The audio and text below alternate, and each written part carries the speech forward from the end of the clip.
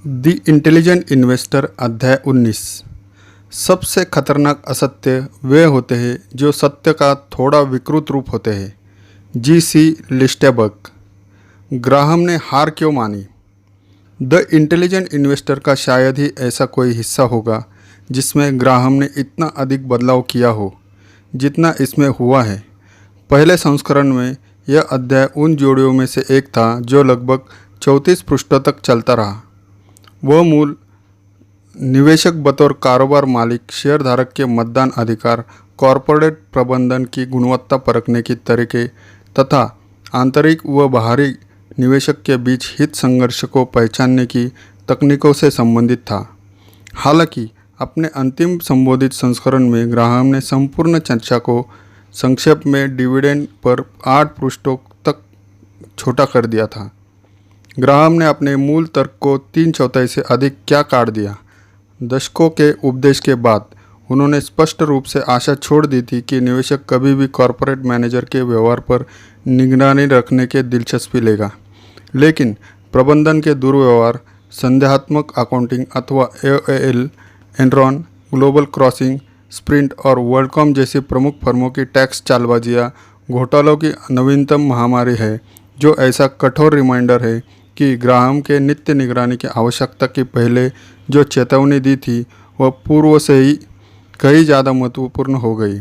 चलिए इन्हें फिर से देखते हैं और आज की घटनाओं के आलोक में इन पर चर्चा करते हैं। सिद्धांत बनाम व्यवहार। ग्राहम निवेशक बतौर कारोबार मालिक पर मूल चर्चा की शुरुआत इस उल्लेख के साथ करते हैं कि सिद्धांत रूप से बतौर वर्ग शेयरधारक बादशाह है, जो अधिसंख्य होने के प्रबंधकों की नियुक्ति के बर्खास्तगी जैसे कार्य कर सकते हैं तथा उन्हें अपने इच्छानुसार मोड़ सकते हैं।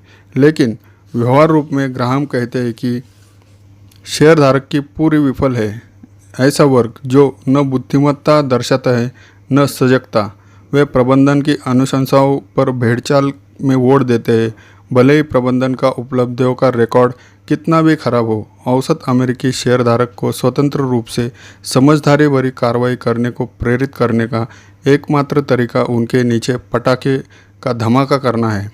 हम इस विरोधाभासी तथ्य का उल्लेख करने से खुद को रोक नहीं पा रहे हैं कि ऐसा लगता है कि यीशु अमेरिकी शेयरधारकों से कई ज़्यादा व्यवहारिक बिजनेसमैन प्रतीत होते हैं। ग्राहम चाहते हैं कि आप यह बुनियादी लेकिन अत्यधिक गंभीर चीज़ को समझ सके। जब आप शेयर खरीदते हैं तो आप उस कंपनी के मालिक बन जाते हैं। इसके मैनेजर से लेकर शीर्ष सीईओ तक आपके लिए काम करते हैं। इसके बोर्ड ऑफ डायरेक्टर्स आपके प्रति जवाबदेह हैं। इसकी नगद राशि आपकी अपनी है। इसका कारोबार आपकी संपत्ति है। यदि आपको अपनी कंपनी के प्रबंधन का तरीका पसंद नहीं आता तो आपको मैनेजरों को पदमुक्त करने, डायरेक्टरों को बदलने या संपत्ति को बेच देने की मांग का अधिकार है। ग्राहम घोषणा करते हैं कि शेयरधारकों को जागना होगा। बुद्धिमान मालिक। आज के निवेशक ग्राहम का संदेश भूल गए हैं। वे शेयर को खरीदने में ज़्यादा मेहनत करते हैं और बेचने में कम, लेकिन इसके मालिक बनने के लिए कुछ नहीं करते। ग्राहम ये याद दिलाते हैं कि निश्चित ही इसके अनेक कारण हैं कि शेयरधारक होने या बनने के पूरी सावधानी और विवेक से काम लें। तो आप बुद्धिमान निवेशक रहते हुए बुद्धिमान मालिक कैसे बन सकते हैं? ग्राहम शुरुआत करते हुए बताते हैं कि ऐसे केवल 2 बुनियादी सवाल हैं जिन पर शेयरधारक को ध्यान देना चाहिए। क्या प्रबंधन यथोचित योग्य है?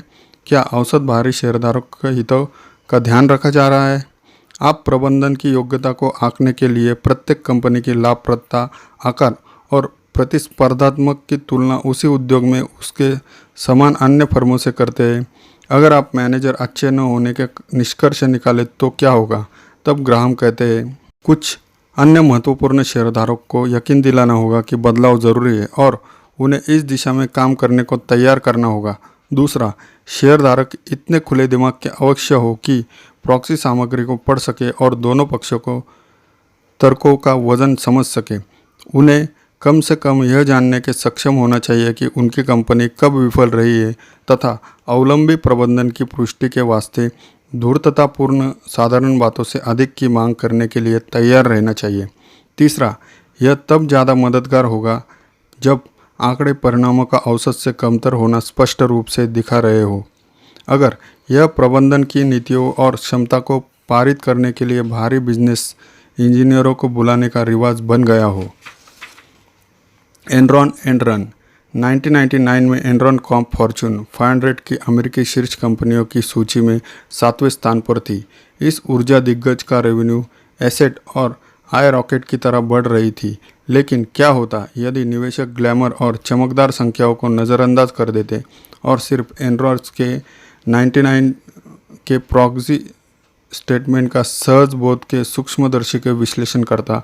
इस प्रॉक्सी में सर्टेन ट्रांजैक्शन, विशेष लेन देन शीर्षक के तहत खुलासा होता है कि एनरॉन का मुख्य वित्तीय अधिकारी एंड्रू फास्टो 2 भागीदारों फर्म LJM1 और LJM2 का मैनेजिंग मेंबर था, जिसमें एनर्जी और कम्युनिकेशन संबंधी निवेश हुए थे।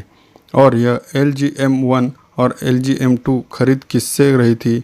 क्यों? एनरॉन से। प्रॉक्सी अनुसार इस भागीदार में पहले एनरॉन से 170 मिलियन की आस्तियों खरीद ली गई, जिसमें कई बार एनरॉन के उधार लिए गए धन का उपयोग किया गया था।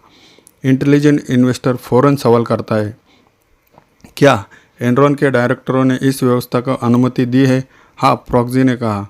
क्या फास्टो की LJM2 मुनाफा हिस्सेदारी है? हाँ, प्रॉक्सी ने कहा।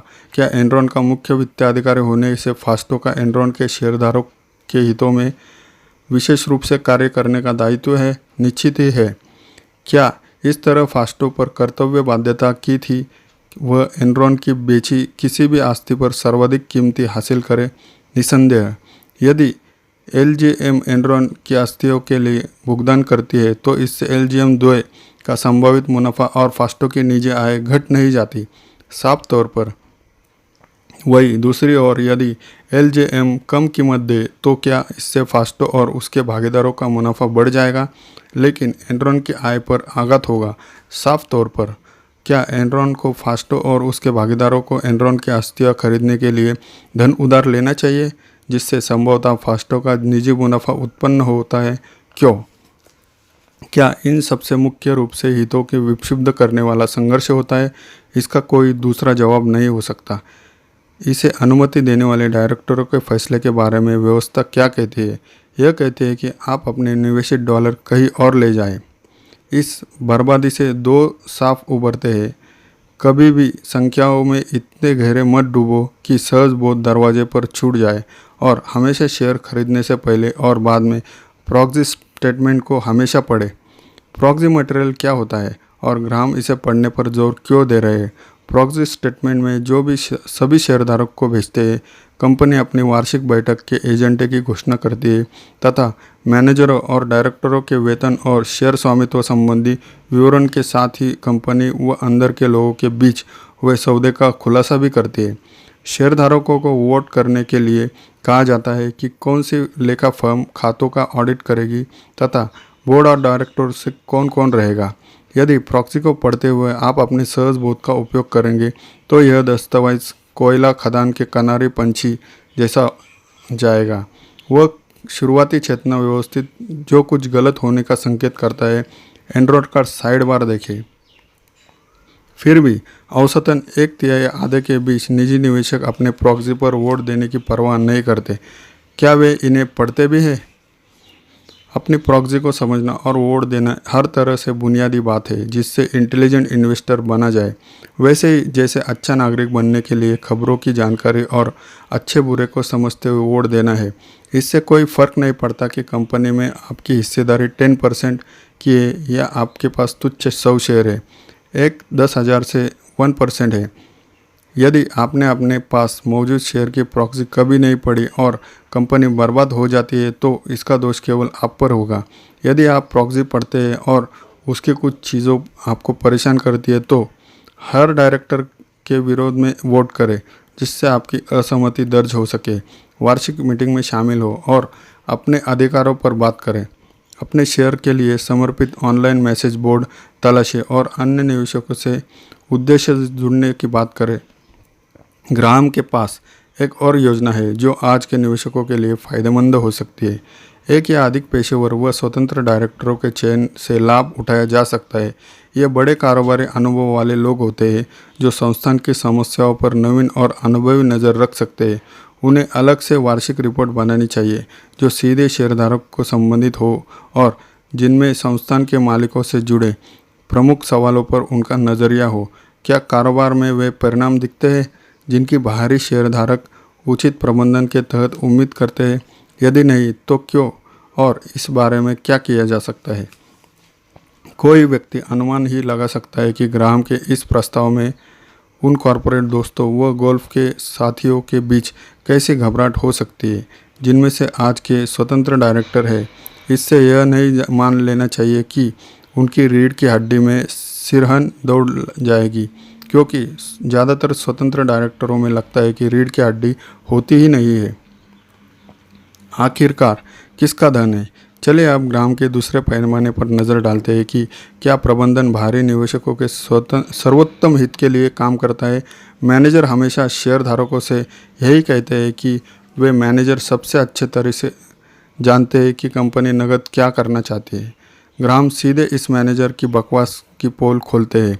किसी कंपनी का प्रबंधन कारोबार ठीक से चलता है और फिर भी हो सकता है कि बाहरी शेयरधारक के लिए उचित परिणाम न दे, क्योंकि उसकी कार्यकुशलता केवल परिचालन तक सीमित है और इसे पूंजी के लिए बेहतरीन उपयोग के लिए विस्तारित नहीं किया गया है।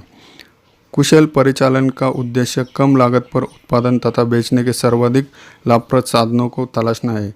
कुशल वित्त प्रबंधन के लिए ज़रूरी है कि शेयरधारक का धन उनके लिए सर्वाधिक उपयुक्त प्रारूप में काम करे। यह ऐसा सवाल है जिसमें प्रबंधन की सबसे कम दिलचस्पी होती है। वास्तव में यह लगभग हमेशा ही धारक से उतना ही धन चाहता है जितना वह हासिल कर सके, जिससे खुद अपनी वित्तीय समस्याएं न्यूनतम कर सके। इस तरह पारंपरिक रूप से प्रबंधन उस पूंजी से अधिक पर परिचालन करता है जितनी उसकी आवश्यकता है, यदि शेयरधारक की अनुमति मिले, जो अक्सर मिल जाती है। 1990 के दशक के अंत में 2000 के दशक की शुरुआत में प्रमुख टेक्नोलॉजी कंपनियों के प्रबंधन इस डैडी नोज बेस्ट की आवृत्ति को नए चरम पहुंचा दिया। इस तर्क के अनुसार आप डिविडेंड क्यों लेना चाहते हैं, जब हम इस नकद राशि को आपके लिए निवेश करके इसे शेयर भाव बढ़त में बदल सकते हैं। ज़रा देखो हमारा स्टॉक किस तरह चढ़ रहा है। क्या यह साबित नहीं करता कि हम आपकी पेनी को डॉलर में आपसे ज़्यादा अच्छी तरह बदल रहे हैं? अविश्वसनीय रूप से निवेशक इस जाल में पूरी तरह फंस जाए। 1999 आने तक डैडी नोज बेस्ट ऐसा ब्रह्मवाक्य बन गया कि जनता को पहली बार स्टॉक बेचने वाली कंपनियों में से सिर्फ 3.7% ने उस वर्ष डिविडेंड भुगतान किया, जो 1960 के दशक में सभी आईपीओ के औसत 72.1% से बहुत कम था। एक नज़र देखिए कि किस तरह डिविडेंड भुगतान करने वाली कंपनियों का प्रतिशत मुरझाता गया। लेकिन डैडी नोज बेस्ट बस बहाना था।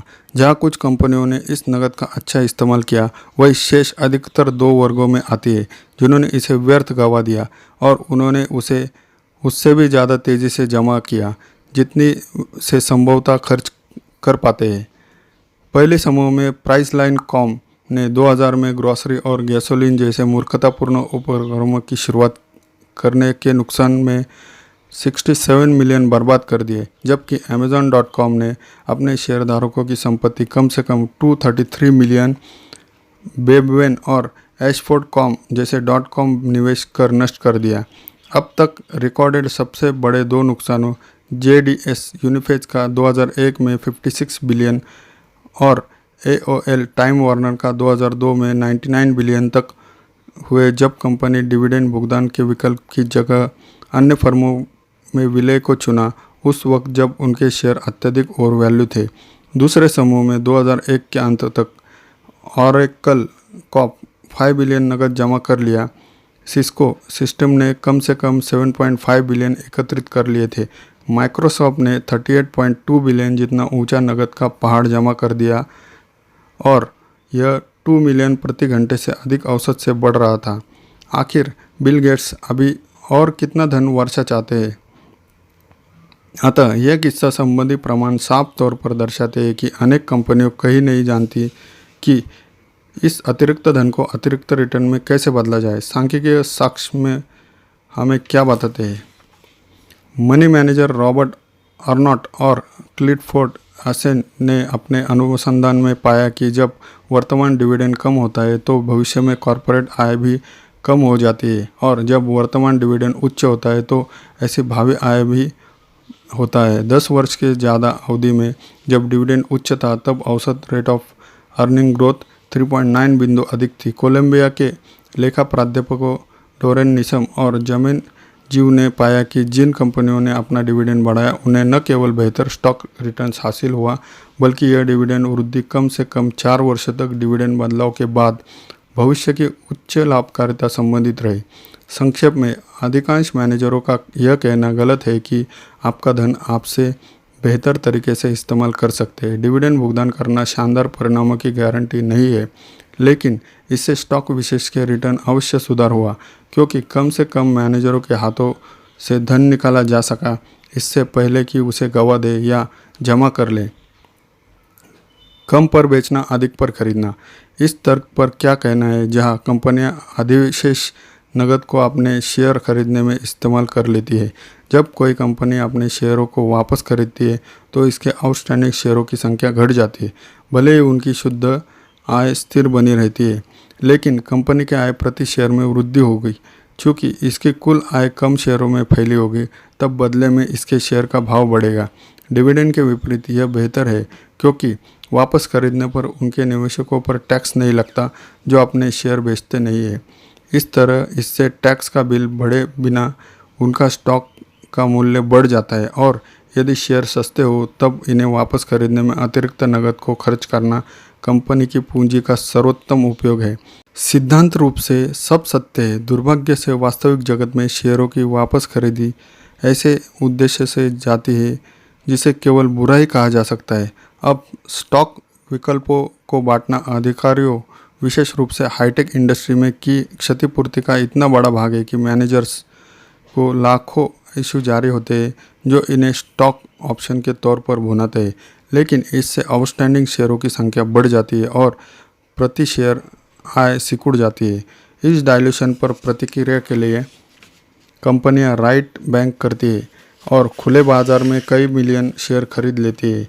2000 तक कंपनियां अपनी कुल शुद्ध आय का आश्चर्यजनक 41.8% खर्च करने अपने खुद के शेयर खरीद रही थी, जो 1980 के 4.8% से अधिक था। चलिए अब सॉफ्टवेयर दिग्गज ओरेकल कॉर्प को देखते हैं। 1 जून 1999 से 31 मई 2000 के बीच ओरेकल ने साधारण स्टॉक के 101 मिलियन शेयर अपने वरिष्ठ अधिकारियों और अतिरिक्त 26 मिलियन शेयर कर्मचारियों को दिए, 484 मिलियन की लागत पर जारी किए। इस बीच स्टॉक विकल्पों से अर्निंग प्रति शेयर कम होने से रोकने के लिए ओरेकल ने 5.3 बिलियन या उस वर्ष अपने कुल रेवेन्यू का 52% खर्च किया, जिससे स्टॉक के 290.7 मिलियन शेयर वापस खरीदे जा सके। ओरेकल ने यह स्टॉक अंदर के लोगों को 3.53 प्रति शेयर के औसत पर जारी किए और इसे 18.26 के औसत भाव पर वापस खरीद लिया। कम पर बेचा लेकिन अधिक पर खरीदा। क्या इसमें शेयरधारक का मूल्य बढ़ाने वाला कुछ भी है? 2002 तक ओरेकल का स्टॉक इसके 2000 के शीर्ष के आधे भी कम तक गिर गया। अब इसके शेयर और सस्ते हो गए। तो क्या ओरेकल ने अधिक स्टॉक बायबैक करने की जल्दबाजी की थी? 1 जून 2001 से 31 मई 2002 के बीच ओरेकल ने अपनी पुनः खरीदी को 2.8 बिलियन तक कम कर दिया, शायद इसलिए क्योंकि उसके अधिकारियों और कर्मचारियों ने उस वर्ष कम ऑप्शन उपयोग किए। यही कम पर खरीदा और अधिक पर बेचने का पैटर्न अन्य दर्जनों टेक्नोलॉजी कंपनियों में भी दिखाई देता है। आखिरकार चल क्या रहा है? यह 2 हैरान कर देने वाले कारक काम कर रहे हैं। कंपनियों को तब टैक्स में छूट मिलती है जब उनके अधिकारी और कर्मचारी अपने स्टॉक ऑप्शन का उपयोग करते हैं, जिसे IRS कंपनी का क्षतिपूर्ति व्यय मानता है। जैसे वित्त वर्ष 2000 से 2002 तक ओरेकल ने ऑप्शन में अंदर के लोगों के नकदीकरण द्वारा 1.69 बिलियन का टैक्स लाभ लिया। स्प्रिंट कॉर्प 1999 और 2000 के अपने अधिकारियों और कर्मचारियों द्वारा 1.9 बिलियन का ऑप्शन मुनाफा लेने से 678 मिलियन का टैक्स लाभ जेब में डाला। एक वरिष्ठ अधिकारी जिसे स्टॉक ऑप्शन से भारी लाभ होता है, उसका निहित स्वार्थ डिविडेंड से अधिक स्टॉक बायबैक में होता है। क्यों? तकनीकी कारणों से स्टॉक के चरम तक बढ़ जाने के आय भाव अस्थिरता से ऑप्शन का मूल्य भी बढ़ जाता है, लेकिन डिविडेंड शेयर का भाव उतार चढ़ाव के निरुत्साही करते हैं। अतः यदि मैनेजर डिविडेंड बढ़ाते हैं तो इससे खुद अपने स्टॉक्स ऑप्शन का मूल्य घटा रहे होंगे। इसलिए कोई हैरानी नहीं कि सीईओ डिविडेंड भुगतान की जगह स्टॉक का बायबैक करे, फिर शेयर चाहे जितनी भी ओवर वैल्यू हो या कितने बड़े पैमाने पर बाहरी शेयरधारकों के संवादन में बर्बाद करे। अपने ऑप्शन खुले रखना। अंत में सुस्त निवेशक अपनी कंपनियों को उनके अधिकारियों को इस अनुचित शैली में ज़रूरत से ज़्यादा भुगतान करने के लिए बेलगाम कर देते हैं। 1997 में एप्पल कंप्यूटर इको ने सह संस्थापक स्टीव जॉब्स कंपनी के बतौर अंतरिम चीफ एग्जीक्यूटिव ऑफिसर वापस लौटे। वे पहले ही समृद्ध व्यक्ति थे। जॉब ने एक प्रतिवर्ष नगद वेतन लेने पर जोर दिया। 1999 के अंत तक जॉब्स को बतौर सीईओ बीते 2.5 वर्ष बिना क्षतिपूर्ति काम करने के लिए धन्यवाद रूप में बोर्ड ने उन्हें उनका अपना गल्फ स्ट्रीम जेट उपहार में दिया, जिसकी कीमत कंपनी के लिए 90 मिलियन पड़ी। अगले महीनों में जॉब ने पद शीर्षक से अंतरिम हटाने को तैयार हो गए और बोर्ड ने उन्हें 20 मिलियन के शेयर ऑप्शन में पुरस्कृत किया। तब तक जॉब ने पास कुल मिलाकर एप्पल के केवल 2 शेयर थे। ऐसे ऑप्शन के पीछे सिद्धांत यह कि मैनेजरों की बाहरी निवेशकों के हित समांतर हो जाए। यदि आप एप्पल के बाहरी शेयरधारक हैं तो आप इसके मैनेजरों की केवल तभी पुरस्कार देंगे जब एप्पल के स्टॉक शानदार रिटर्न अर्जित करें। आपके और कंपनी के लिए अन्य मालिकों के लिए संभवतः इससे ज़्यादा न्यायसंगत और कुछ नहीं हो सकता। लेकिन जैसा कि वैनगार्ड फूड्स के पूर्व चेयरमैन जॉन बेगल उल्लेख किया, लगभग सभी मैनेजर अपने ऑप्शन निष्कादित करने के फौरन बाद उन्हें बेच देते हैं और किस तरह कई मिलियन शेयरों को शीघ्र लाभ के लिए उतारने के हित कंपनी दीर्घावधिक निष्ठावान शेयरधारक को समान हो सकते हैं। जॉब्स के मामले में यदि 2010 में एप्पल का शेयर वार्षिक केवल 5% की बढ़े तो वह अपने ऑप्शन में 548.3 मिलियन नकद कर सकते हैं।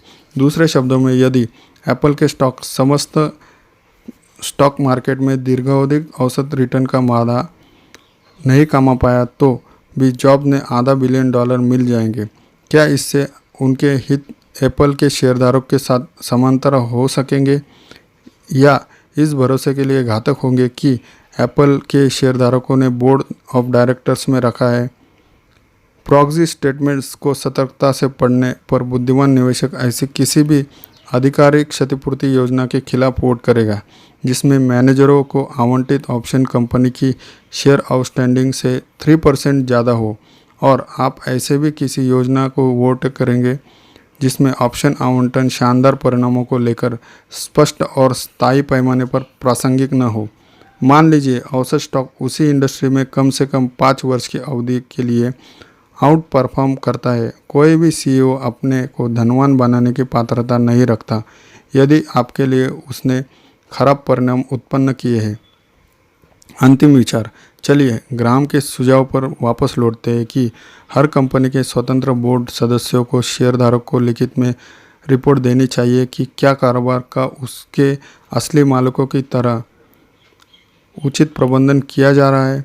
क्या हो यदि स्वतंत्र डायरेक्टर कंपनी के डिविडेंड और शेयरों की पुनः खरीद को लेकर कंपनी की नीतियों पर स्पष्टीकरण दे।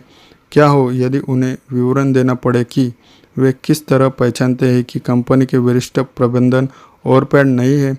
और क्या हो यदि सभी निवेशक बुद्धिमान मालिक बन जाए और सचमुच वार्षिक रिपोर्ट पढ़ने लगे। आपका दिन शुभ हो। धन्यवाद।